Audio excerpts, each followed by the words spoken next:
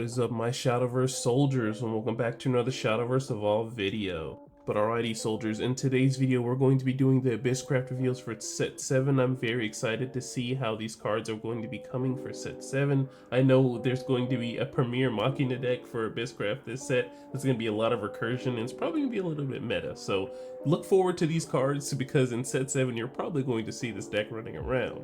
Alright, and the first card we have is Mono Garnet Rebel, so she's a 2-cost 3/2. You can evolve her for 1, and this effect can only be used if there are 5 or more Machina followers on your field. You can also activate it by banishing 2 Machina cards from your graveyard, and you can put an assembly droid onto the field, and this effect can only be used once per turn.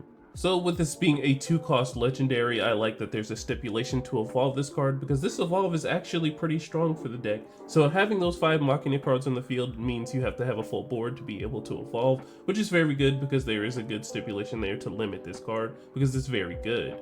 But it also helps with the activate ability to banish 2 Machina cards from your graveyard, which won't really matter since, sometimes there are spell Machina cards that you really can't use anymore, or, 1-cost followers that don't really matter anymore. So go ahead and banish them out of the graveyard, and then you can get an assembly droid on the field. So speaking of assembly droids, so the assembly droid is a 1-cost 1/1. You can activate by engaging this card and then burying 3 Machina followers. You can select the enemy follower in the field and deal it 5 damage.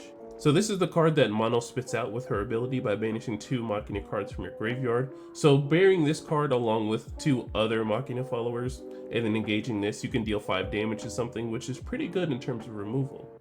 But moving on, looking at the Mono Evolve, so she turns into a 5/4. She has Storm, and you can activate for 2 play points and banishing an Alpha Drive from your graveyard. Give +2/+2 and rush to all Machina followers on your field. This effect can only be used once per turn. So not only does your board have to be full with Machinas, but on top of that, all of your Machinas are going to be buffed up and they're going to have Rush on the field as well. Just have to make sure to pay attention that you're going to need those extra 2 play points and making sure you're banishing an Alpha Drive from your graveyard so you can get all of these abilities. Alright, and next up we have Kudlok, so he's a 7-cost 4/6. You can choose up to 2 vampire cards with an original cost totaling up to 6 or less from your graveyard, put them into your EX area, and this turn when you play those cards, change their cost to 0. You can also activate by engaging this card, and you can choose a follower in the enemy field and deal damage to it equal to the number of vampire followers on your field.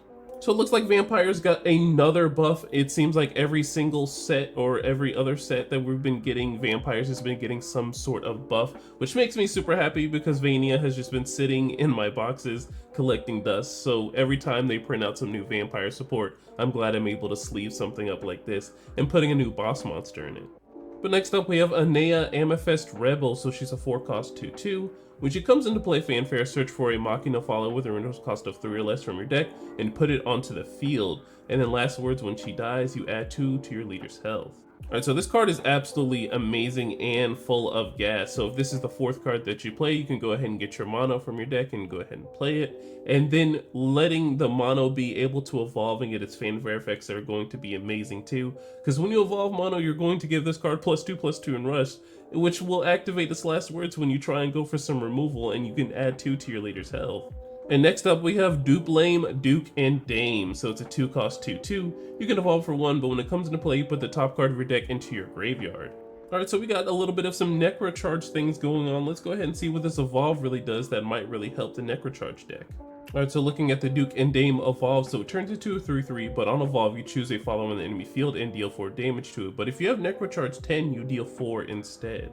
Alright, so I'm digging the Necrocharge support here, so if your opponent's going to be mad freaky in the early game and then aggroing you down as best as possible, well, you can certainly match their freak in terms of removal by going ahead and getting rid of one of their followers, having this evolve follower to swing into another follower, and then this card also has some late game elements by having the Necrocharge 10 to deal 4 damage to something. Alright, and then we have the Alpha Drive, so it's a 1-cost spell, so you can choose one of the following. You either 1, choose a Machina follower from your graveyard and put it to your hand, or 2, choose a Mono Garnet Rebel from your graveyard and you put it onto the field.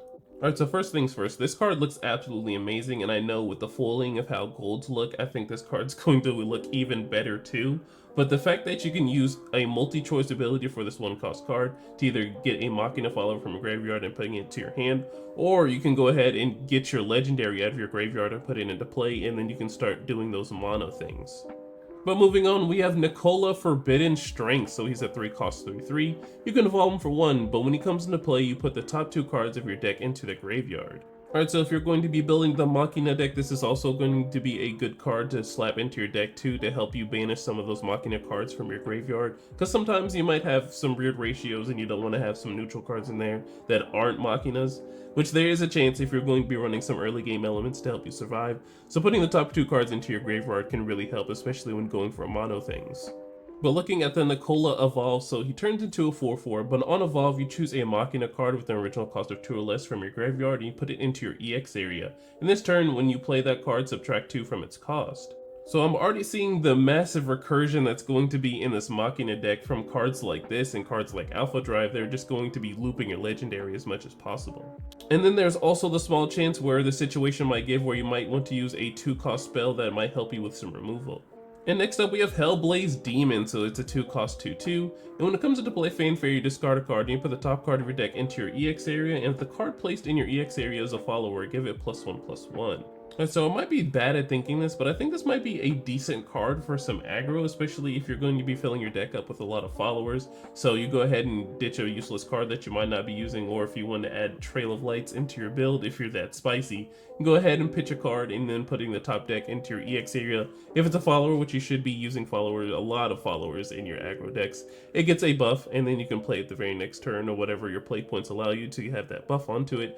And then while discarding a card, if it's Trail of Light, you get to draw a card on top of that. But moving on, we have Forbidden Art, so it's a 2-cost spell. You choose a follower on the enemy field, deal 4 damage to it, and if there's a Nicola Forbidden Strength on your field, deal 6 damage instead. So this is the removal spell you're going to want to be using when you play the Nicola Evolve, so you can get this card out of your graveyard to put into your EX area, and then it being free, so you only paid for the Evolve to deal 6 damage. Next up we have Robo Zombie, so it's a 4-cost 2/5, so it has Assail and Bane. If there's another Machina follower on your field, this card gets Rush. So the one annoying strategy that some opponents might do is that cards that are really going to just statically just sit there and be annoying the whole game is not going to be engaged, and you can't normally swing into them by normal means. But having cards like this that have Assail and Bane means, hey, I'm going to swing into your active follower. It doesn't matter, it's going to get removed, and the fact on top of it that as long as you have another Machina follower, this card has Rush. But moving on to the next one, we have Bone Drone, so it's a 2-cost 2/2. So last words, you put Assembly Droid onto the field. Alright, so conveniently with Assembly Droid ability, you can go ahead and get rid of 3 Machina followers by engaging the Assembly Droid and then just burying the 3. Well, luckily with this Bone Drone, this is one of the optimal targets by getting rid of it, and when it gets buried, you can go ahead and put another Assembly Droid onto the field, so you can go ahead and get something back after using 3 followers. Next up we have Berserk Demon, so it's a 4-cost 6/6. You can evolve it for 3, and when it comes into play, you deal 3 damage to your leader. Alright, so this card is pretty nice. You know, spending 4 to get a big body onto the field is pretty nice, but we do have to realize that in some situations when we get into 4 play points, that's when we can see execution and things like that. I know that's a little bit of an older card, but just go ahead and assume that people have the hard removal, because that's really what's going to be happening turns 4 and onward. I'm not going to allow you to have a 6/6 body on the field, but if you have the play points and you can use a full 7 to go ahead and evolve the card in the same turn, you're looking at some pretty big stats. And then you also get Sanguine from this card too by dealing 3 to yourself.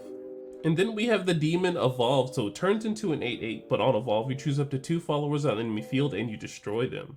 So this card is actually pretty fair. I like it. So you spend 4 on the unevolved and you can deal 3 damage yourself and get a nice 6/6 body. But when you do evolve it, you have the chance to remove 2 things of your choice off the field and then have potential to swing in for 8 damage.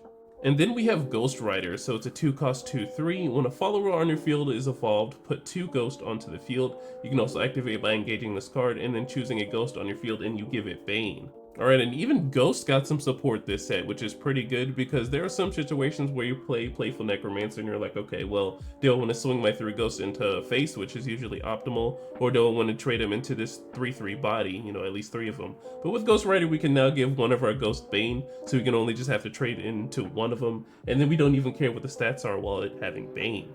Alright, and lastly, we have Sanguine Core, so it's a 1-cost amulet. When it comes into play Fanfare, look at the top 2 cards of your deck, and from among them you may put a Machina card into your hand. Put the rest to the bottom of your deck in any order. You can also activate by engaging this card and putting this card to your graveyard, and you put an Assembly Droid into your EX area. This effect can only be used if you have 5 or more Machina cards in your graveyard. Alright, so starting off in turn 1, we're already going to be looking at the top 2 cards of our deck to see what kind of cards we're going to be running in our Machina deck, or whatever the situation gives, so we can go ahead and start looking for cards and digging through our deck, seeing what we might need to go ahead and use in the future, and then as long as we get those 5 cards in the EX area, we can go ahead and replace this amulet and turn it into an assembly droid. Alrighty, and then we have our mono evolved being our UR for Abysscraft. I'm very excited to see this card being played, and I feel like it might be really worth getting this card because you're going to be able to play mono so easily in the deck. But alrighty soldiers, that is the end of the video. Thank you so much for watching. I am very excited for this set to come out this very Friday. I'm looking forward to what you guys might be coming up with concoctions and stuff like that in different decks. I'm ready to see the mono deck played. I'm ready for the Natura deck to be played. I'm ready for everything for set 7. But alright soldiers, be safe in whatever you do tonight, and be safe whatever you do for the rest of the year. Make sure to like, comment, subscribe, and I will see you in the next one. Bye. Yeah. TRINN. Just to get